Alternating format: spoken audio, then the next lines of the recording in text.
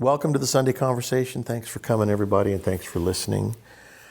I called the last Sunday talk doing my Father's work because I realized, I heard that one of the first things that Jesus said that's recorded is he was talking to his mother, Mary, and his dad, Joseph. And he was like 12 years old. And he said, "Don't you know I'm here to do my Father's business?" And man, that went inside of me like a lightning bolt. I thought to myself, I have a successful business. It's making money. I'm at the pinnacle of my career at the age I'm at and how long I've been doing it. And all of a sudden, my dad comes to me and says, "I need your help." And of course, he was, 89 years old. And I could tell that he needed my help. And I said, "I'm happy to help."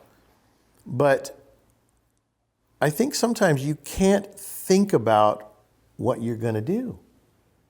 You can't really, when somebody says that, you can't say, "Well, let me think about it for a couple days." You are either a willing subject or you're not. You're caught up in your head and maybe you guilt yourself into it. Well, somebody's got to do it. And I don't feel that way at all. I feel like that, first of all, I'm doing my Father's work, Father in heaven, and my Father, my dad, who is also my Father, I'm doing his business, which are both the Lord's business. And so it's an honor, but it's been a interesting transition from kind of one world of total selfishness, you might say, living the life that I created for myself, to this more life of service, because some of the things that I have to do are thankless. And, cutting the yards for 10 hours, trying to fix all the lawnmowers. We have like 15 lawnmowers and they were all in disrepair, and we were trying it. And of course, imagine walking behind a lawnmower for 3 or 4 acres or whatever there was, or 5 acres of different lawns at Tall Timber Ranch. I thought there's no way. So I went out and I bought a brand new lawnmower. And I mowed it with my own lawnmower. And it was fun. And then, of course, by the time the event was over, I got all the lawnmowers fixed now. So I will just take my lawnmower home and I will be still and mow, as our friend Pat Kelly on our Sunday show. The meditation is be still and know. And I said, "Do you meditate?" He says, "I do a different form of meditation. I mow my field and it's be still and mow." I thought that was really cute. But I realized that all of us, our lives, have to be representative of the gospel. So when we are out at the farmer's market or the market itself, or just the car wash, or living your life or doing business, the way that you carry yourself and the way that you live your life and what comes out of your mouth, the jokes that you tell, the way you are. I watch myself on these Sunday talks and I think to myself, I got to stop that. I got to stop being a little kid. And then I go, wait a minute. Isn't that part of the secret, is to be able to still be a little kid? And so I fight with, where do I play and where do I be serious? And I think life is just a honing process of honing who you are and what comes out of your mouth and the type of jokes you do. Because I watch my dad. My dad was always funny. He was always telling jokes, always poking people. He had this one thing he did with one of our board of directors. His name's Chuck, and he would call him Up Chuck, just to get him to react and watch his reaction. And that was kind of a game with him and Chuck. And finally, Chuck talked about it on one of the Sunday talks. He says he used to call me Up Chuck. That's vomit if you don't know what that is. And Chuck says, when I finally stopped reacting, he stopped calling me that. So he says, even though it was adversity, and I said it earlier before we started the talk, remember, a kite rises against the wind rather than with it. Adversity is good. Never fear the winds of adversity, because a kite rises against the winds of adversity. And so my dad was the guy that was the test. He was the teacher that was always putting you to the test. The coach that would ask you to do things that you felt were impossible. He'd raise the bar, say, "Now go jump over that," and knowing that you were going to hit it. And then it was like, "Ouch, that hurt." But he'd say, all right, let's lower it a notch. This time you're going to get over it.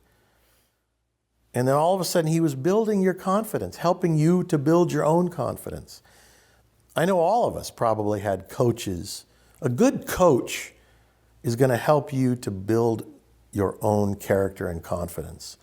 And a bad coach, of course, is the one that calls you a stupid idiot and pushes you to the back and makes you feel like an idiot. I actually had a bad coach and a good coach. So I got to experience both sides of that. My dad almost beat up the bad coach. And it was funny watching this little 5'8" man stand up, and the guy, I think, was about 6'3" or 6'4". And my dad got right in his face and he basically said, don't you ever try and intimidate my son. He says, I'll tell you about intimidation. And he just stepped closer and he says, you want to know about intimidation? And then this thing happened between them where I saw a giant man basically quivering in his shorts, in his jockstrap, because he was a total jock. But there's a saying, he was a man amongst children, but a child amongst men. And my dad stood up to that guy, and because the guy had tried to intimidate me, and I told my dad, and my dad went to that school and stood up to that guy. And that's what we need. We need to have dads and moms that will stand up for what is right because it's right and not even worry about the consequences. Imagine, think about that. Father goes to the school, stands up and doesn't actually threaten, but does. My dad was a wordsmith, no question about it. Knew how to say what he wanted to say without saying the street words, if you know what I'm saying. And but in today's world, you do that and you get in trouble. But there is a way to do it. And my dad would be the guy, he'd say, I don't care if I'm going to get in trouble, I'm going to do it. You have to be thoughtful with your words. You have to be wise. What is it? Float like a butterfly, but sting like a bee.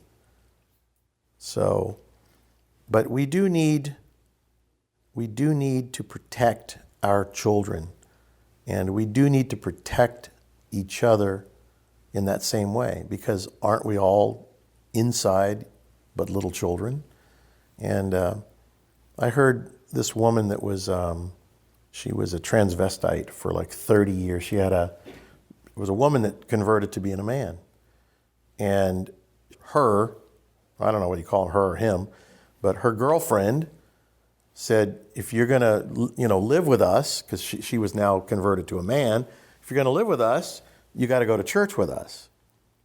So it's really funny to think, if you just think about that scenario. But that being aside, she went to church with this family that she was going to be moving in with and living with and having a relationship with. And she had an epiphany. God spoke his message into her heart, and everything changed. And she was having this talk with somebody interviewing her about, I think it was called Meeting Christ. And she said, no one was there to protect me. And I thought to myself, isn't that sad that we have children and we bring them up? We spend all the time and the money and the energy that it takes to bring up children and get them there alive. And then we push them out into the world ill-prepared because we're selfish creatures. We push them out into the world, and then the world consumes them because they're looking for someone to love them. And the world is not going to love them in the right way for the most part. Of course, unless you or I step up and see this person needs to be loved in the right way, which is that we tell them the truth and be honest with them. And many a times I've seen the comments on the social media sites where people say, Roy was the father I never had. And I think to myself, well, you had a father, but fathers don't know how to be fathers. They don't seek the way to be a good father. They don't care about really. They're selfish. They want to play golf or play with their cars or whatever they do, go surfing or whatever the hell it is. And they don't care about their children. And even after they've put their foot firmly on their butt and pushed them out the front door and said, go live your life now, you'll learn, as almost like because that child was a mirror to that parent of their inadequacies, the parent is now going to punish further the child because the parent doesn't want to admit they've made mistakes and they want to blame the mistakes on the kid that's holding the mirror showing them what they're like. And they're like, get out of my house. You'll learn the hard way. And then the poor kid goes out in the world and there's nobody there to protect them again. So then they start making the mistakes to the 10th power. Drugs, relationships, marriages, bringing children into the world that they're ill-prepared to parent. So it's so sad to me that parents, even though they have these beautiful children, and all little children are beautiful. I mean, even the ones that have flaws in the way that they look. You know, you see these little children on these commercials with the cleft palate. But if you, for a moment, just look past that little flaw into the eyes and you see the innocent little child and you realize that, you know, you can see through that commercial with a little bit of surgery, they can fix that. And then, of course, we're so fixated on looks that we can't usually see the beautiful innocence of the child. They're throwaways. They're throwaway kids. And isn't that sad? Yeah, I was just reading Tex Watson. He was one of the disciples of the Manson family. And the way he was so clever and evil, there's no doubt. They would do all things together, take LSD together, and he would keep him away from other influences aside from himself. But he never took part in things. He would always have them do it, and they never gave it any thought. But the bonding was the thing that he loved them, you know. But that they had to do what he wanted in order for him to be accepted. You're talking about Manson? Yeah, Charles Manson. He was really a creep. I mean, of the lowest grade. And I think that's what all these followers, they had no strength to stand up to him because they were looking for acceptance and love. And they found it all right, but at the cost, you know, was just tremendous. Even Tex Watson, he's the one that might have been, but he wanted acceptance.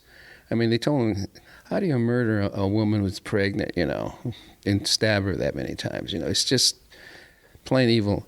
But that's the whole thing. They always looking for the answer in the wrong people. That's what happens. They don't know how to discern, and they do, but they want their longing and desire to be loved is so strong it overpowers their good conscience. Yeah. And you know what? Isn't that because I think from the time we're children, we yearn to be loved by our parents.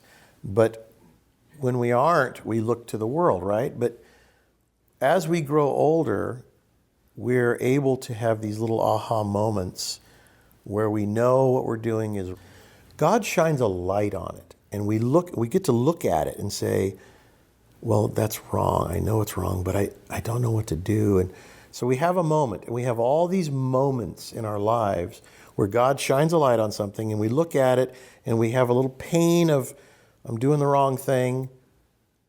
What should I do?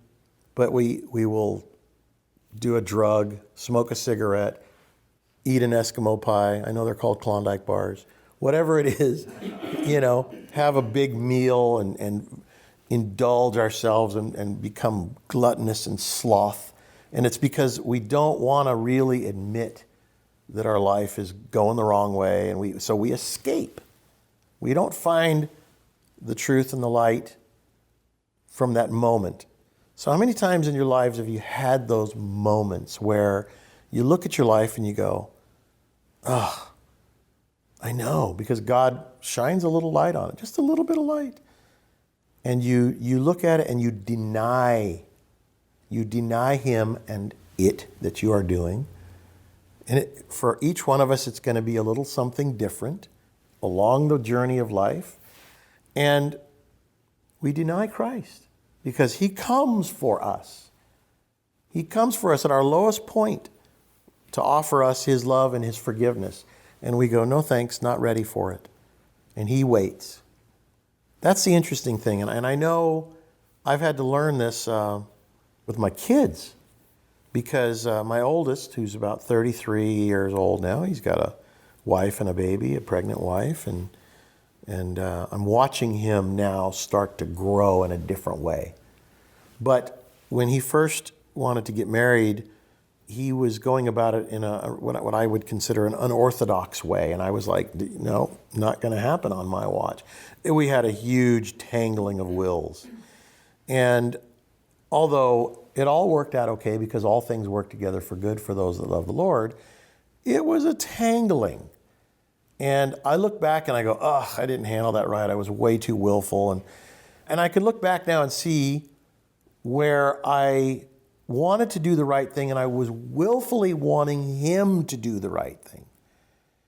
And so then, okay, we got past that. He got married and, everything's great. Now comes the next one. And then comes the next one. And each one brings an opportunity to do things right. And you can either stay in your will and your ego and your pride and your judgment. You can stay on that and go the course that you were taught, or the one that you believe in enough to die for, which again is your own pride and your own will. Because my dad used to say he'd rather be dead than wrong, right? That's the other side of that pendulum that swings. But then I have one son that decided he wanted to move down to Los Angeles. And I said, it's a mistake. But you got to go and do what you're going to do. No matter what I say, I want to tell you what I feel. Here's what I feel. I think, it's probably a mistake. And he's like, well, I got to do it.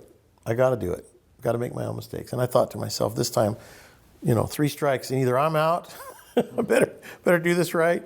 Even though I know he's going against what I believe, but we all are going to make mistakes. We all are going to have our time, to each in his own time and ability, right? So it's not my timing, it's the Lord's timing. It's not my will, it's the Lord's will. So sometimes you have to step out of the way and say, all right, God, I don't know what to say here. I don't know what to do. I'm going to just tell him what I believe is in my heart, and then it's up to him. He's a man now. He's becoming a man. And so the last couple of years has been interesting to watch because he continues to live this life. But you know what? It's funny.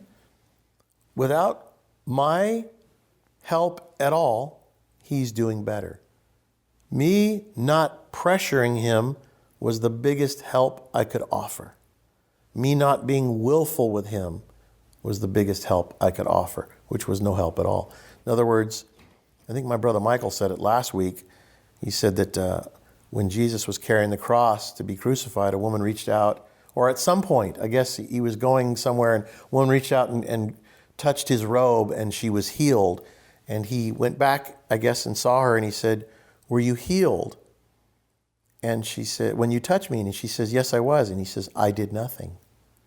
It was your own faith that did it. So what we have to do as parents, we have to know when to protect our children, and we have to know when to let go and let God.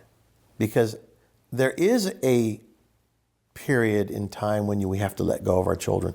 There is a period in time when we have to allow them to fall. And I said to my dad, I've said this before, I was watching my first nephew jump on a trampoline. And it wasn't on the grass, it was on concrete. So if he flopped off, he was going to flop off and crack his skull. And I was running around the trampoline. Every time he'd hop over to one side, I'd run over back and forth. And I thought, this is exhausting. And my dad came out and I said, I can't take it. This is insane. I don't know what to do. He's going to fall off. And he says, well, maybe he has to fall off. Maybe he has to fall. He says, sometimes you have to fall in order to pick yourself up and go, wow, that was bad. I better be more careful.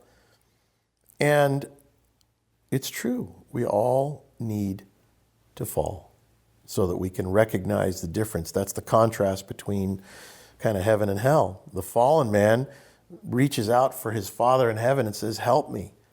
And so that's the cry that God is waiting for, is for us to ask. And then in that moment, you are defined. What do you believe? What are you all about? Are you willing to admit your sins and your mistakes and be sorry for them and repent? That's the moment when you're drowning and somebody on the side reaches out and pulls you over to the side and And it's so simple for God to do that. And you say, oh, thank you for saving my life. He says, Donata, is nothing, right? There's nothing. It's nothing for God to help us. But we almost have to be, on our death's door, you might say. What's next? Next is, do we actually question our own motives, our own character?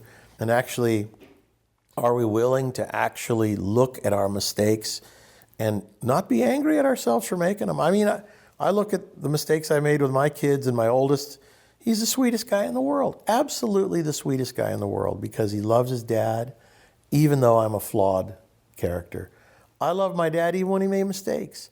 We all here have experienced probably mistakes that my dad has made along the path of life, because when you work with him, a bunch of us that worked with him, no man is perfect, and you're going to make mistakes. You're going to forget things. I forgot things. My wife forgets things all the time. She has a horrible memory. I have a perfect memory. I know she makes mistakes. I know she forgets.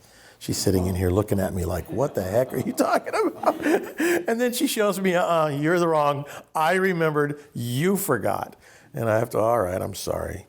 It's harder than hell over the stupidest things, right? It's harder than hell to admit you made a mistake.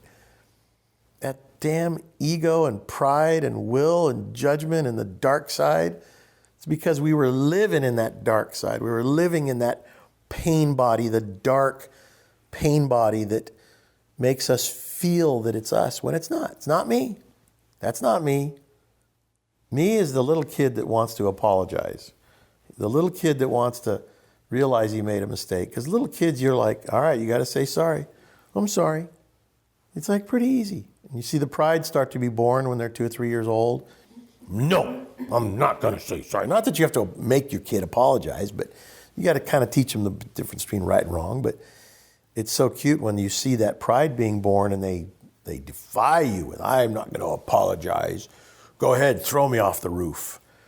They're willing to just take whatever punishment you give them in that moment until you make them sit quietly. The biggest punishment my dad used to give us was make us go to our room and sit quietly with our own conscience. And it was horrible. It was like, sometimes he'd give us a chore to do, but it was, go to your room. You just sit there and think about what you've done. Oh my gosh. Send me into the flames of my own mind, right? It's a lot easier to admit when you're wrong too, because living a life, trying to excuse, and the darkness gives you all kinds of excuses for things, and it's such a relief just to, because if you have a false image of yourself, and you may not see, often you don't see it's false, like for me, so it was hard to see the errors because I had an image that was something here that wasn't reality. So when I made a mistake, it wasn't really seen as a mistake. So it was a big relief to see the reality of me in that. And then it's like, I screwed up. Oh, okay. And that's it. That's it. There's nothing. I used to have to punish. I think I had to punish myself. And, oh, God, no, it's not. I mean, we've been talking about that lately. Self-punishment. It's like we all do that to ourselves. I did it for years. Decades, I think. I mean, I'm not just you, me, all of us. Decades of our lives live in punishment, self-punishment. Yeah, but it was a lack of faith. It was like I was kind of the devil was playing with me, thinking that I had to punish myself as almost like a, self-flagellation thing when it's already been done. All that's been done. All we have to do is accept there, and that's it. Boom, it's done. It's like, it's so much easier, Well, here is a quote from John Wooden, Wooden. Wooden. Here's a quote from John Wooden. Be more concerned with your character than your reputation, because your character is what you really are, while your reputation is merely what others think you are.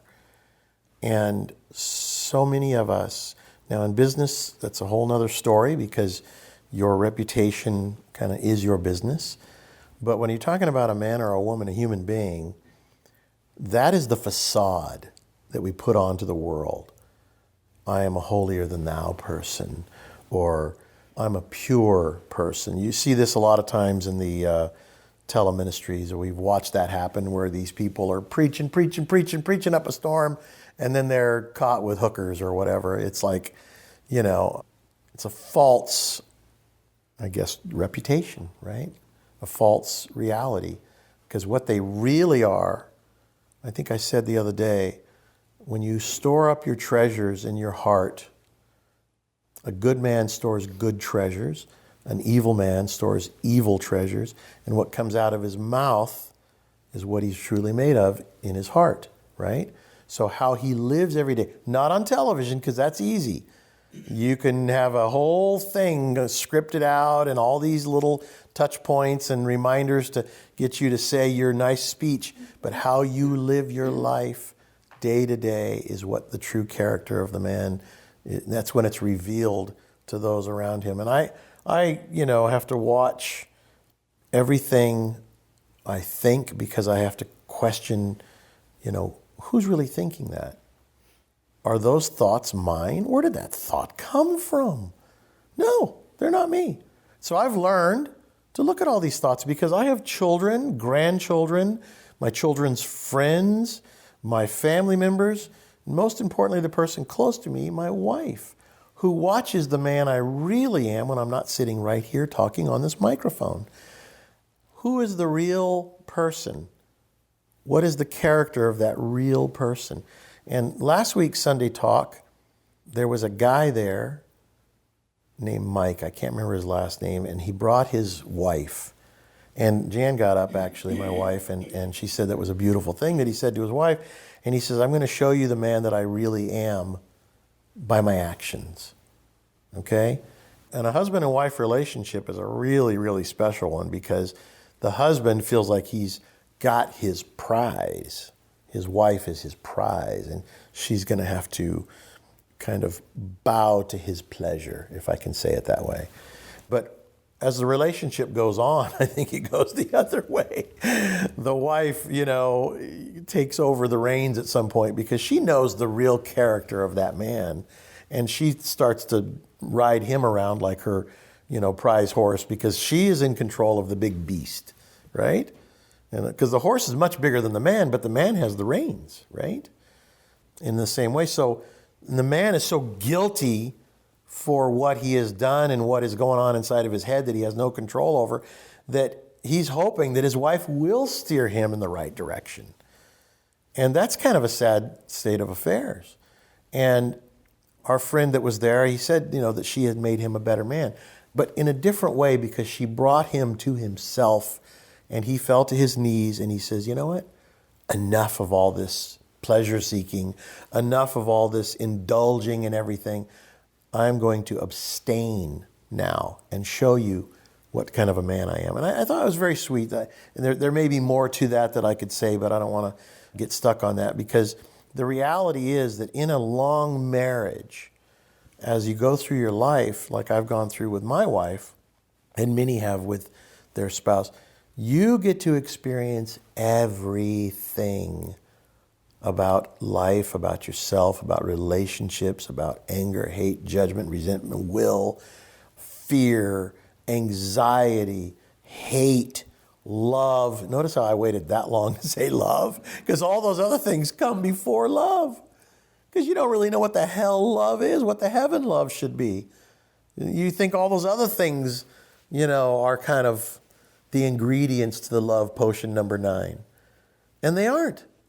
That's the ingredients to hell. And so when you finally go through all these, what are they going to call that? That's as you travel through the valley of death, I shall fear no evil. That's the valley of death. And you get to the other side and you've made it and you go, I know what love is finally. I'm beginning to know what love is.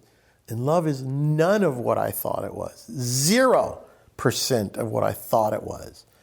And then you start to unlearn all the old, and God puts His wisdom in your heart.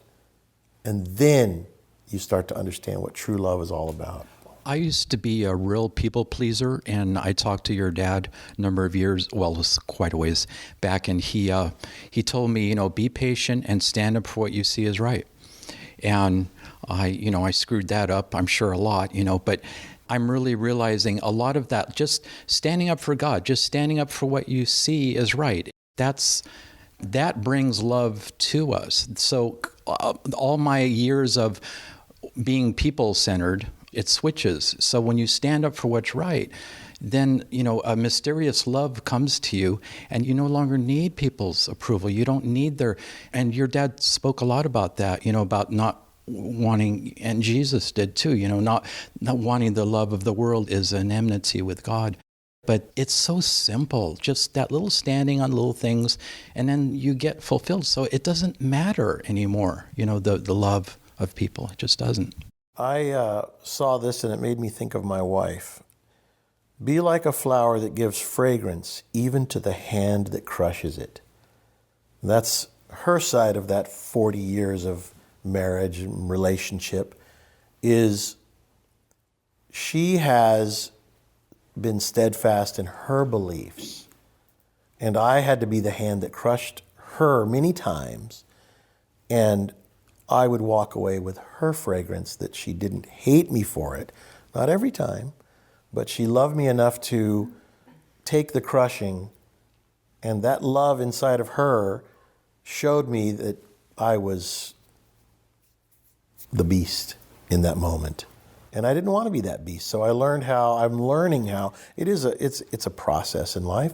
I'm learning how to love properly at 60 years old. I think it all comes back to the separation on the inside between us and our dark side.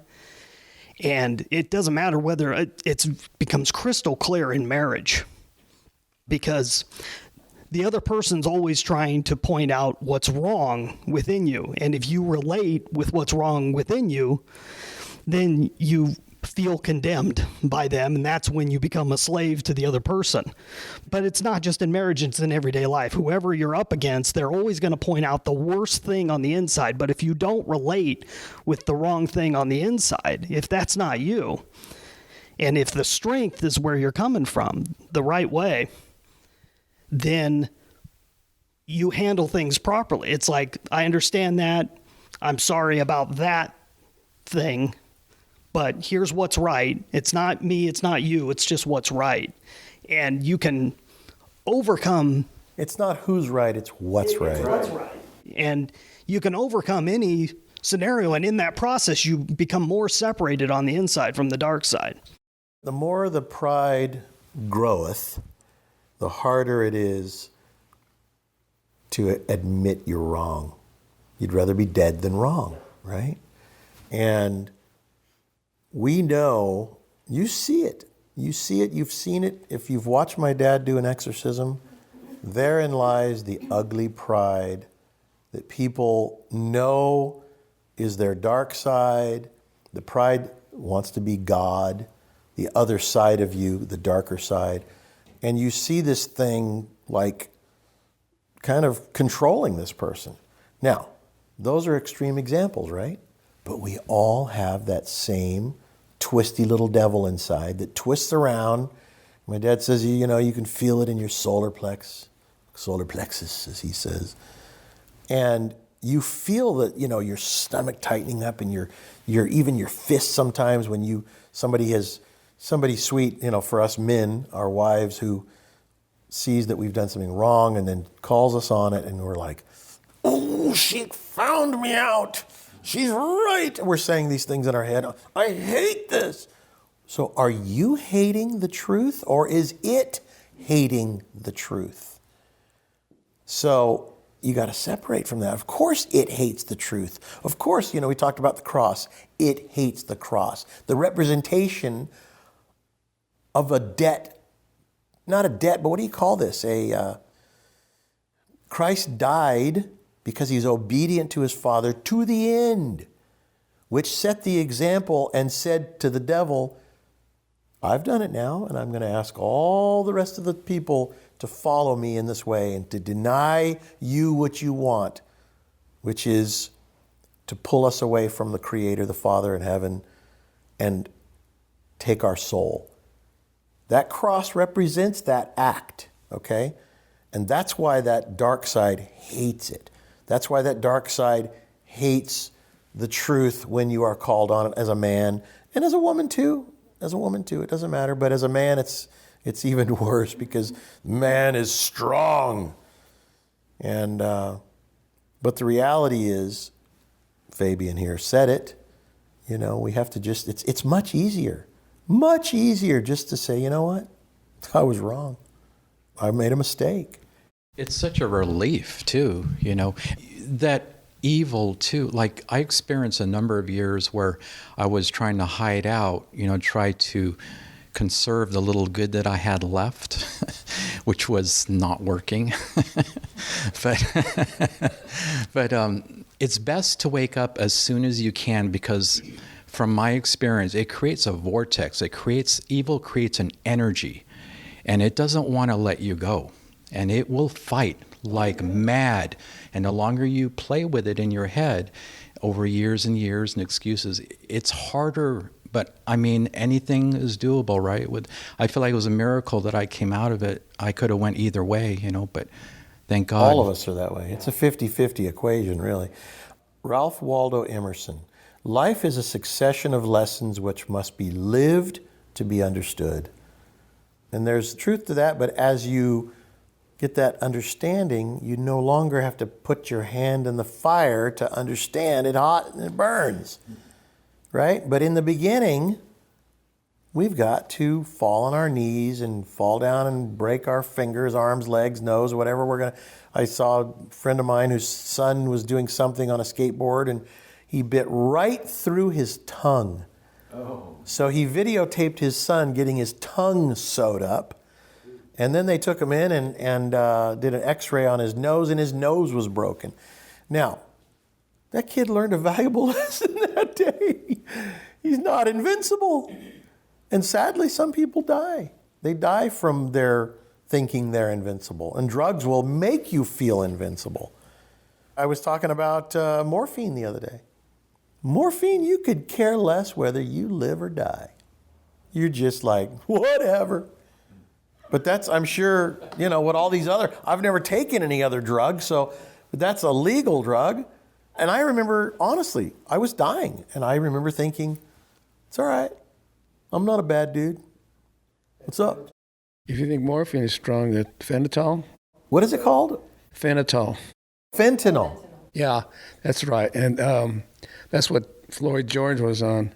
Well, you got everything backwards. It's George Floyd. It's all right, though. That's funny. That's funny. Yeah, but I can still think straight. That is hilarious. You're right, though, right? You said it's 100 times better or 10 times more powerful. Wow. So therein lies the biggest part of our problem. It's like a friend of ours called us the other day, and he's had a little drinking problem, and his future wife-to-be finally just said, no, I've had enough, and you know, you told me if you ever drank again, it's over. And so guess what? It's over. I love you, but I'm not going to continue this way. Good for her. Good for her, because it would continue to escalate otherwise. So then he goes on this kind of quest to find himself. And every now and then he'll pop a Xanax, which is benzodiazepine, which is, again, synthetic fix. And if he would go on a walkabout to truly find himself and leave all of the crutches and the canes and all of his aids behind, he would probably have a better chance to find the true man he's looking for. But every time we overeat, smoke a cigarette, pop a Xanax, take, listen, when I got my gallbladder out, they gave me a nice little vial of extra pills to take, of which I stashed away thinking, anytime I have a bad day, I could take one of these. That's the little devil inside, right? And so I finally dumped him into the toilet. But I can tell you right now, the human creature is a creature. Unless you rise above that creature that is ultimately what is you're becoming inside, you will find a way, whether it's, for me, Eskimo pies, or whatever it is, food, because there's a lot of people that escape into food, cigarettes, drugs, cigars, adventure, skydiving, right? You don't think you're getting a natural, super adrenaline rush, right? I mean, isn't adrenaline, they give you adrenaline when you're going to have a heart attack or something. They'll inject you with adrenaline to make your body just go bring and come back to life, right? And I could be wrong. The nurses are going, they don't do that. But you know what I'm talking about here? It's another drug. We drug ourselves from within. Adventure, I guess we'll call it adventure, the extreme lifestyle. Driving fast. I've experienced it. I drove so fast one time, I did more than 200 miles an hour. And I want to tell you something. The fear and the faith are like right there. And when you abuse faith because you're thinking, well, God's got my back. You know what I mean? That's a mistake. That's using God's name in vain, I think, in that moment. So I've done it. That's like probably the worst drug I've taken is driving fast. And it's a very interesting high. But every high also swings the pendulum to this new low. And then you have to find another high. So it's a dangerous game. And the problem is, Blaise Pascal said it, all of man's problems are because most men and women cannot sit in a room by themselves with their own thoughts. And that's the truth. Go to your room. Think about what you've done. That was the worst punishment we had as children. And he wouldn't put us in there together. You go to that room and you go in your sister's room. No talking. Just be quiet. Think about what you've done. Wow. Imagine if your wife could say, you go to your room. You're being naughty. You're not going to get away with that. And you'd go, all right, go sit down and think about it. No way. You go turn on a football, basketball game. You get a beer. You go out to your cars. You go whatever. You go and escape into your own crazy world, and it never gets resolved. It just gets shoved down, and then you come home, and you're kind of on the other side of, okay, I got my fix. I don't need you anymore. And then, it's just these relationships go on for decades where you never deal with the problem. Problem is purely lack of love. That's if you just one thing you wanted to just put a pin on it. What's wrong with this relationship? No love, lack of understanding of what true love is, lack of truly wanting to know what it takes to fix this problem. No love.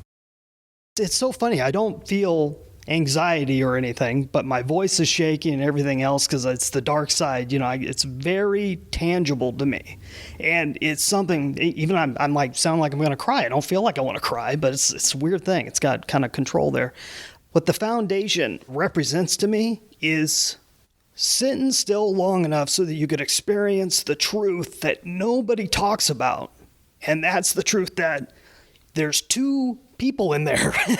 I mean, at least, but you've got a spirit in there, and we're all, I know what your friend's going through, and I know what everybody goes through. And when they first start off in that process, they think, I'm alone, and I've got an angel over here and a devil over here, but they're out here, and I'm having to figure out this thing. And they don't realize that something else is working through them, thinking through them. That the devil's in there he's got the controls. And it's not talked about. It's not discussed. And if it is discussed, they think you're crazy, which is where being still and seeing it, experiencing it for yourself. I remember sitting and listening to your dad on the radio. Never met him, never anything else, but I had started meditating. I'm just going, oh, this is kind of cool. This is kind of crazy. You start seeing things differently and everything. And then some lady, and I had started having these little twitches and stuff. I'm like, what is all that about? And I'm sitting there listening. She said, yeah, my left side is kind of twitching up. And all of a sudden, my left side starts going crazy. I'm by myself in the middle of nowhere, and I'm like, whoa, that's what you are. Look at that. And everyone's, oh, yeah, it's the dark side. And I'm like, oh, wow, okay, that's what's going on. And it's the thing that's in everybody in one form or another. And it's not discussed. It's not everyone. Preachers, even the best of them, talk around it, and they talk about love and everything, but they don't discuss the plain fact of the matter is you're not in charge. I mean, whether it's in charge or whether the good guy's in charge, you're not in charge. I this morning I got up early and my wife says, "What have you been doing?" And I asked her what she was doing up at 3:30 in the morning. She says, I was reading the Bible. And I thought, well, I can't tell her I'm watching videos about cars. So the truth was I wasn't. I was actually noodling on the internet. And it's funny because what used to be sent to me was buxom blondes and all kinds of interesting things that were trying to tempt me away from the light. And what got sent to me today was the last 7 things that Jesus said on the cross, which I thought was very interesting. I won't go into that right now because that's probably a great conversation when we have more time. We're too far into this. That should be a show unto itself because it was amazing. And then when you are interested in something, the algorithms of the internet, even though I think they're mostly evil, when God is wanting to show you something, he'll bring it to you from, as my dad would say, a dicky bird. Now, I'm not sure what a dicky bird is, but that's my dad's saying. But, you know, an ant crawling across your counter will make you think of something, whatever it is. But in this case, I was given all these interesting things this morning, and here's another one to your point. We are here to awaken from our illusion of separateness. You know, think about that for a moment. It's very interesting, separateness from our Creator. But we are together, we are put in this shell together with this other entity. And we are here to awaken to the illusion of separateness, because we are never separate from our Father in heaven. He is within us at all times. But there's an illusion that we don't have him. We have this other thing. We're stuck with this other thing. We're not stuck with it at all. It's because we keep on thinking, the illusion, that, well, it's just me. It ain't me. It's not me. God is within me. We all have this illusion that we're stuck where we are. And we're not. We have to awaken to that and come to realize that the Father in heaven is within. And the more you do that, the more that thing, Brian, wiggles and shakes and churns and moves and throws things at you and tries to tempt you and tries to torment you. But be still and know that I am God, he says. And that stillness and that calm through the meditation exercise will eventually starve that dark side out. In the battle between good and evil, which one wins? The one you feed. So don't feed the evil side. Don't pay attention to it. Don't have conversations with it. Don't believe nor disbelieve. We talked about this a few weeks ago. My dad said it. I said it 1,000,000 times. But to hear that I don't have to struggle and fight and argue with this thing inside of my head was freedom to me. It was freedom. I have to step aside and let God do the battle for me. And then there's no battle. If I turn my face to God like the sun, he'll shine onto my face, and guess what? The shadows move to the back. And that's where they need to be. Get behind me, devil, if you know what I'm saying. All that activity, it's all ego, pride inducing. And when it doesn't get you with your arguing with it, it will okay, I'm driving here this morning and I have a realization and I say it to myself in my head, like there's somebody in the car. There it is. It will hijack your insights continually. So I'm seeing the more I see that, let it go, separate from that, then I'm getting more and more free because it uses your own light to try to hijack, and it's very tricky that way. But I mean, that's all part of it. So it's like I can't make nothing go on in my head, but the more I see that all that activity is an illusion, the more stupid I am, but not really stupid, but I'm just I'm just more free, and I'm more like I was like when I was a boy. I'm not thinking about what I'm going to say. Jesus said, don't think about what you're going to eat and clothe. And he's saying the meditation right there. That is the meditation. Just live one day at a time. Because listen, if you worry about tomorrow's problems, then you're not dealing with the now. Tomorrow has enough problems, they'll deal with themselves and you'll deal with them tomorrow. But today's problems are today's problems, and you just need to be in the moment. Here's another little saying. This one I can quote to this Dogen, Dogen, I guess maybe. It says, "Do not follow the ideas of others, but learn to listen to the voice within yourself." Now, I'll change the voice to the knowing. Yeah. But I've said this before too. Sometimes I get a knowing, and I know my dad said it's the wordless word.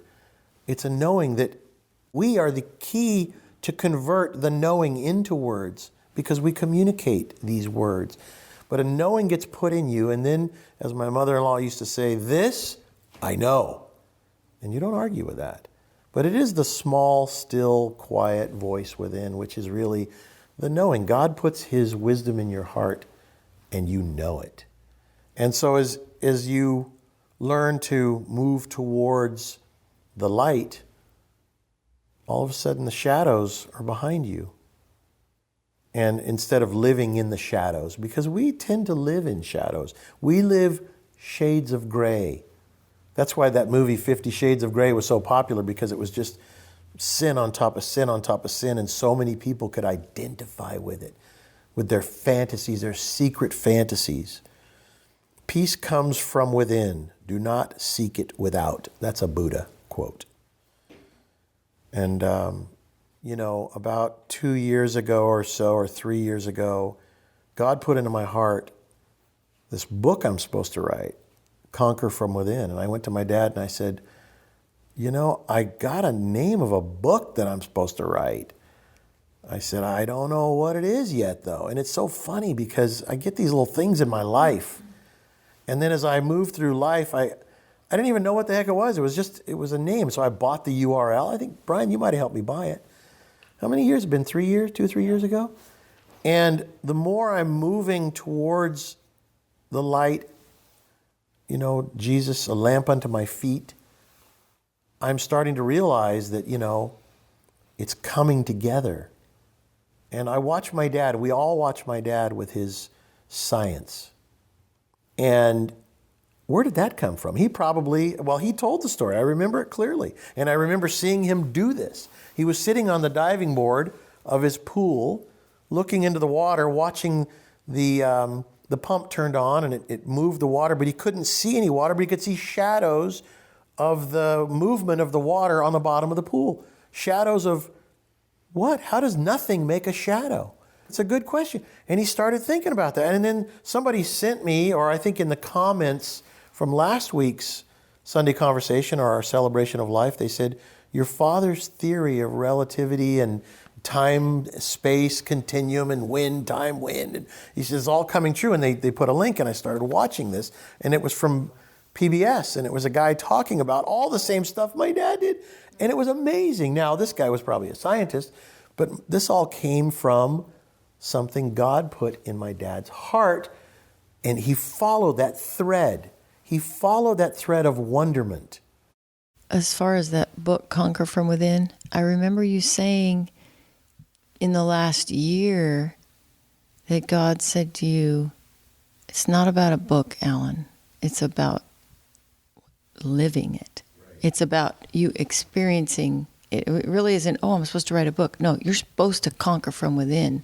Buddha said, peace comes from within. Do not seek it without. Now, it's interesting because I just let it be.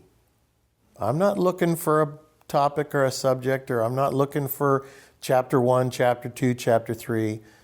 It's just coming together. I don't know if you've ever seen how, when they'll do a graphic of something, a cartoon of things that are atoms, and they all start forming and swirling around, and all of a sudden then they come together, but that is how this is coming together for me. And all of a sudden I feel compelled in this direction to start sitting in front of my computer and waiting for God to help me tickle those little keys. But I feel like, all of us, we have a purpose in our lives. What is that? My dad never stopped writing. He was writing, books on top of books on top of, then it wasn't writing anymore with a pencil on a yellow notepad. Yet we have tons of these notepads. No one could read his writing. It was like, what does that say, Dad? Because he was writing it so fast, the thought was coming along. Then he started, writing it on his keyboard. And then he started DragonSpeak. I remember how many years, oh my gosh, DragonSpeak is when you could speak it into your computer. This is a decade ago or more. And Brian was there. And he would then speak it into life, into words on the pages. And, God bless my dad, had an incredible vocabulary and ability to put these words together. And it was awesome and is awesome. And it's all available for all of us all the time, which is neat. People say, I'm going to miss your dad. I go, really? Well, I didn't ever see you over at his house. Some people have never even met my dad. I'm going to miss your dad. How do you miss somebody you never even met? All his writings are still there. He's on there's thousands and thousands and thousands of hours on FHU.com of his old radio shows. You can't live long enough unless you're a young person to listen to all those hours. You just can't if you start right now. You can't probably live long enough to read everything he's ever written because he did it for 60 years plus. So I'm not going to miss my dad. He's going to be with me every day and every hour of every day in some small way. And I hope he is for you guys too. Because he is one of those guys that really brought things together in word form for us to have greater understanding about our own selves. How does one man do that? Roy brought the spirit back to Christianity. The church is missing that, unfortunately. But I believe, I could be wrong, but Jesus came from Jewish family, and Roy did too. And I feel like God brought another Jewish man to bring the life, the spiritual. To help people understand what Christianity is, which most people associate Christianity with, I think, Anglo-Saxon, just the white man, if you know what I'm saying. Does that make sense? Right? I had a black friend of mine that I work with, and we worked together at a school, and he says, you know something now? I go, no, what? The white man is the devil. I go, God, Tommy, you really believe that? And he goes, yeah. Unfortunately, there's people who think like that. Yeah. They think that, and you just go, man, what? How do you relate to this guy? How do you reach common ground? I just go, he just went on, and I just go, didn't talk to him more about that anymore. My dad always said, you Christians, he says, I'm just a Jewish boy. He says, Jesus wasn't a Christian, right? Christianity is something that we have kind of conjured up in our minds. We have this projection of what Christianity is. You see the little fish. The little fish is the replacement of the cross, right? Little fish means, I'm one, are you one? You know what I'm talking about with the little fish. Yeah. Does anybody know the meaning of that little fish? What's the story with the fish? Well, back in the day when Christians were persecuted, that was kind of a secret symbol. So today's people that are Christians, they want to attract other Christians perhaps with this lure, right? But I think that's a trick. It's a trick that I'm usually pretty leery of because I know a man's character when I step up to him. I can almost tell within moments, is this somebody that I can have a relationship with? And then you don't have to go very far at all before you find out because he'll reveal himself. She will reveal herself, whoever it is. So I don't need a lure to attract me over. There is something that is attractive that is of the spirit. Now that's the kind of attraction I want. I don't want to get people to attract me because I look like you look at the different religions, the yarmulke for the Jews and the different looks that they have for all different religions, right? And it is kind of a lure going through the water to catch others of that type. To me, it's like, okay, I get it. I understand what they're doing. But truthfully, I would rather have somebody be attracted to something about me. There's something about that guy, right? And we know that with my dad. You listened for just a few minutes and you can't see him. It's radio. Something about that guy. I can hear it in him. What is it? What is the it? The Spirit. So I don't want to bite on a lure. If I bite on a lure, I'm going to get hooked. Right? I don't want to get hooked. I want the freedom that God gives me to know. Be still and know. And as long as I am following God's direction, my navigation system put in me by God, then I'm not going to get hooked up with the wrong people and spend a decade or two hooked into this church. I watched my friend. I talked about my friend that spent 10 years here, 10 years here, 10 years here. He finally started his own church outside the walls, he called it. And I feel like, wow, he got stuck in all those churches because he kept biting on the lure. And you get hooked and you get reeled in. And then, boy, if you can be lucky enough, like that one fish that, man, I've caught so many fish before. My dad loved fishing. We used to go fishing, and you'd unhook it and that thing would just start wiggling and shaking, and bam, it's back in the water. You're like, dang it. I want to be that fish that got away, because we get hooked every now and then. But, you just got to fight like hell to get away from the wrong thing when you've made a mistake. The fish symbol is like a worldly symbol, and the Spirit is a spiritual symbol. You don't need the fish to identify a Christian. The sheep know the shepherd, and the sheep know the shepherd in someone else. That's right. That's exactly right. No, I was listening to this silly thing on the news the other day. I don't even know what it was on. It was on the radio. I got in my car, and this woman is talking about her chickens. And I thought, this is hilarious. She says, chickens aren't as dumb as people think they are. They think they're really dumb. She says, chickens have facial recognition. And I thought to myself, what? And then she keeps going on. The guy says, well, chickens are so dumb you can put them in a corner and they can't get out. She goes, they'll figure it out. She goes, it might take them a minute or two, but they'll figure it out. And I thought, I was listening to this woman give me the rationale about her chickens. And it made me think about my wife we have this silly little Maltipoo, little poodle dog thing that is kind of a creation of man. And it's the funniest little animal you've ever seen. But it loves my wife. It loves her, and it watches for her. And when she drives up the driveway, he freaks out. He's barking, running up and down, back and forth. And he is waiting behind that door for his master to come through the door. And somehow he knows it's her. I can drive up. He doesn't do that. He knows he'll listen when she's leaving for the sound of whatever car she may be driving. And he'll lock that away in his memory. And when that sound comes back, almost like sonar, he knows his master has returned. I'm not his master. She is his master. That's her dog, and I know it because he lets me know all the time.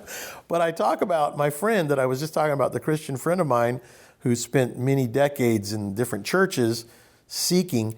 He said something about a dog one time, and I've said it on this show, that the dog waits behind the door for the master. And the dog cannot see the master, but he knows the master is there. And when the door opens, the dog rejoices because his master is home. And that is us. When we have faith, when we seek and love the Lord with all our heart, our soul, and our mind, we can't see the master. He's behind the veil, behind the door that we cannot see, but we know he is there. And when he's close, we also know it. And I rejoice now when my master is close. And I feel often that I'm walking with him. And I'm very thankful. I'm like, I know you're right here somewhere. I just can't touch you or feel you. I can feel your presence. And that is where I think my dad lived. He knew that his Savior was with him. Because my dad was just a different man. He was a different man, but he was on a same path and journey as all of us are on. But the difference is he totally knew and understood and was living in faith. And that's something that we all have to strive more towards, is to live in faith. Not have faith. I have faith. You know, you can say, I have faith. If you have faith, then you live it. Otherwise, it's only an adrenaline fix when you need it. Please, Lord, I know you're there. I have faith. Help me. It's like that's when you're using it when it's the wrong time. I've noticed that faith is actually more of a lack of striving. It's actually a realization that you don't have to strive. You relax into his groove. You know, you just gently walk it. You wondered how Jan got her groove back? Right there. So I've been watching my thoughts lately, and that's how I am, or doing what I'm doing. And what I noticed is the thoughts that are the strongest have an emotional root to them. It's either rooted in resentment or judgment or pride. And if I just see that, it loses its energy. Be still and know. If you just watch, it is really truly that you just gave away a very important key. A very important key to the entire struggle is not to struggle, just watch. Right, because I was talking to Chuck last Sunday, and I was telling him I'm lost in my thoughts, and he said, well, just watch them. And I've been doing that, not 100%, but I find myself, I'm in my thoughts, and then I'm aware of it, and it loses its power. Its power to pull. It loses its power to pull you in. When you become aware of them, the power goes away, right? And the pull goes away. That's the power, is the pull to pull you down. Because it wants to pull you down in your thoughts. Your thoughts are a downward motion, not a lift. It's a pull down. I think the interesting thing about what he just said was, because everybody talks about their thoughts, but identifying the emotion underneath it, whether it's resentment, jealousy, anger, to me is really interesting. Just looking at that. It's not that I identify it, it's shown to me. So there's two pieces. There's the seeing and the light that shows it to you. Right. It was identified for you then, I guess. But seeing that, it's just a neat revelation. That's neat. Yeah. Here's another quote. Sengcan. So it's Sengcan. Cease to cherish your own opinions. Isn't that interesting? So few words with so much meaning. Now, if you change it just a little bit, cease to cherish your own judgments, right? Because aren't those opinions judgments, right? You're kind of making a judgment, and then you go, yes, you're right. You are correct about what you see about that rotten pig of a man or whatever it might be. That's a judgment. And when you cherish those things, you hold on to them. And if that person changes, you're still holding on to that opinion and that judgment. And just be open-minded. Just live each day one day at a time. Don't carry or cherish your opinions so that when somebody comes up to you, you're not projecting your opinions and judgments onto them as if they were the same person they were a week, a month, a year, 10 years, 100 years ago, whatever it is.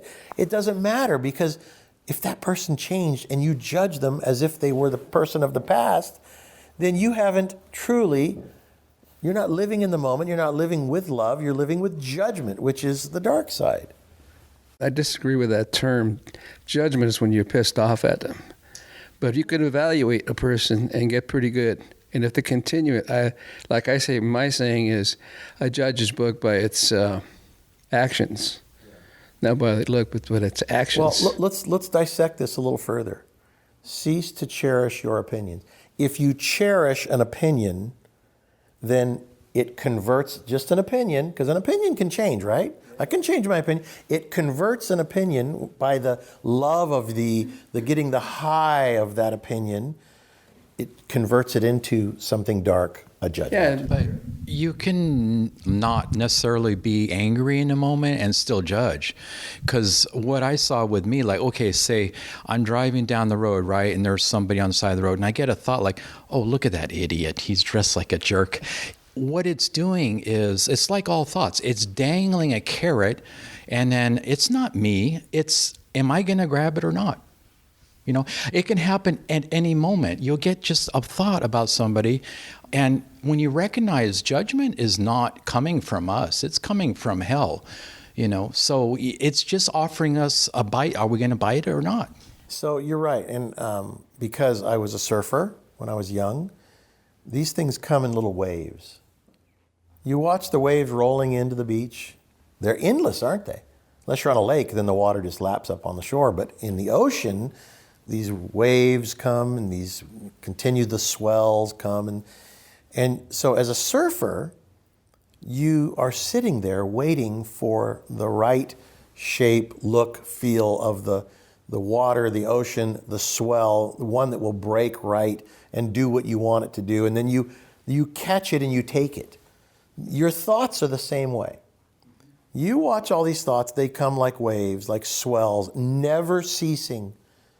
If the ocean ever just was perfectly calm, you'd go, uh-oh, something strange going on here.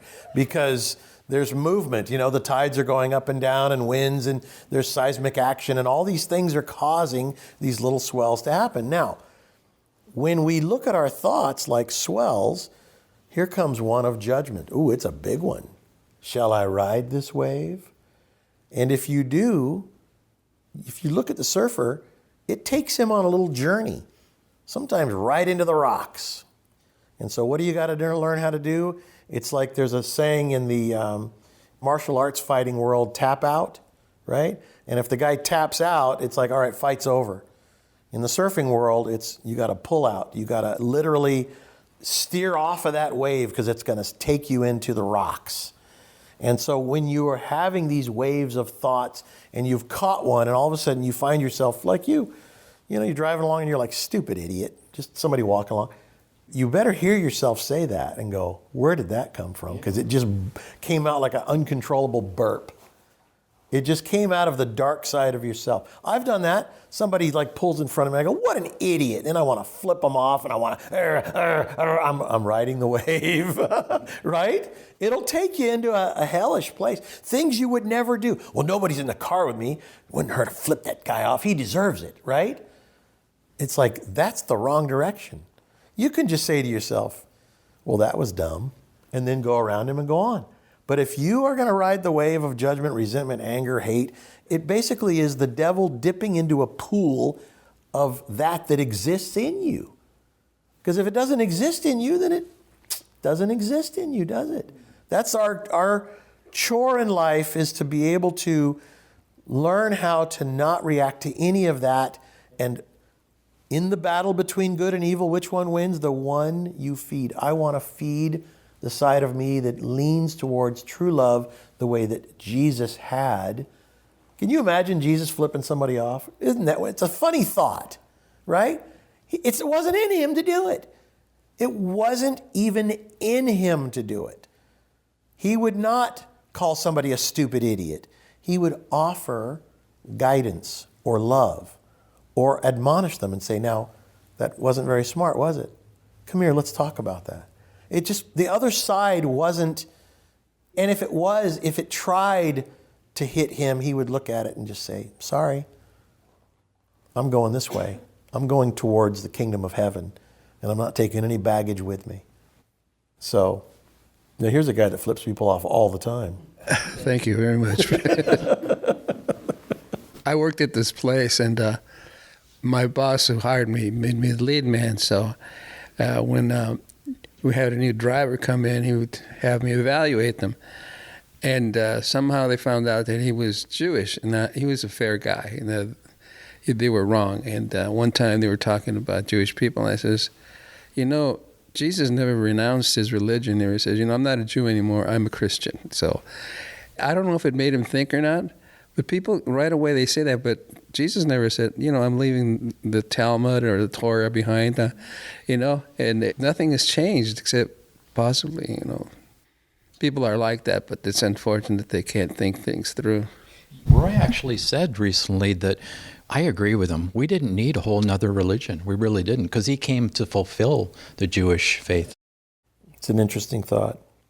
All right, we've gone the distance here, and I'm going to leave you with a Zen proverb, which I think is just really cute. And I'm going to tell you a story real quick that will lead into this as we wrap things up. My daughter one time with us on a boating trip, and she was afraid of the water. She was afraid of what she couldn't see down in the deep water. And she didn't want to go on the little kneeboard thing that all the other boys were having fun. I have 3 boys and 1 girl. They were all having fun back and forth and around, up and down, and pulling them all up and down the lake.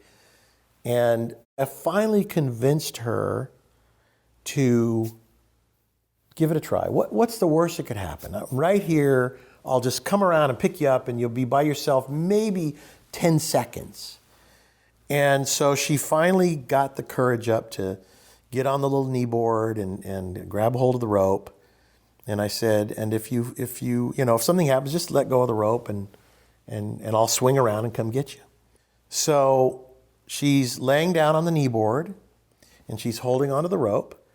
And I said, "You ready?" And she says, shakes her head, yes, kind of reluctantly. And I said, "Are you sure?" And she's like, "Yes."